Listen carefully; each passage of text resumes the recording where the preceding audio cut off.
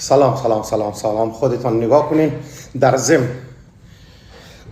قضاوتم با خودتان باز دوباره در ضمن 73 تا ویدیوی دیگه دم تازه رسیده. نگاه کنین گوشتی چی است. آیا به نظرتان فهمیدی خودتان کالباس میخورین؟ نگاه کن کالباس از چی جور میشه. خودتان نگاه کن. قضاوتم با خودتان 73 دانه ویدیوی دیگه دم رسیده. ویدیو از 5 دقیقه از 4 دقیقه تا 10 دقیقه است. شرکت قدیمه قرارداد بسته کرده. خودتان قضاوت کنین.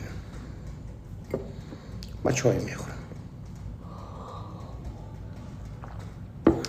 نگاه وقتی که ویدیو را نگاه میکنین در پالی همونجا که شیر میکنین همونجا در این سمتش همونجا که شیر که میکنین بزنین در این سمتش یک توکمه زرد است. توکمه زرد بزنین. هم برای من خوب است هم برای شما خوب است. چون که طرفدارای شما مرا نگاه میکنه باز اونجا ویدیوی خودتان هم میاد. باز اونجا میگه خدا پدر مادر فلانی را بیامرزه و خدا پدر مادر فلانی را بیامرزه. اینا نگاه کنین خودتان قابل خوردن است خورین. بازار مسلمین است. ما چی میدانیم گوشت گاو میش است، ما چی میدانیم گوشت آدم است، ما چی میدانیم گوشت خر است، ما چی میدانیم گوشت اسب است، ما چی میدانیم، ولی بازار مسلمین است. منتها بهتر از همه تمیزتر پاکتر گوشت خودتان بخرین ببرین در خانه چرخ بکنین.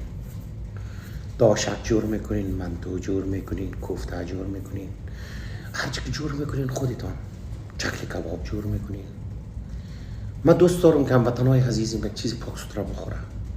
در صحتشان خوب باشه. اینا مهمات های دیگه ایره میریزن. نگاه کنین چی مهمات های میریزه. آیا اونا شیمیایی است؟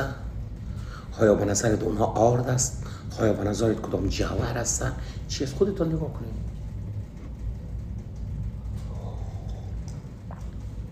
سیر است، پیاز است، من نمیدانم. هر کوفته ای که هست بالاخره فهمیدی. نگاه این آب زیر سعی کن. اینمی آب از خوردن است سعی کن. من ایتون چیزی نمیگم. من 0 تا 100 برای شما ویدیو جور میکنم.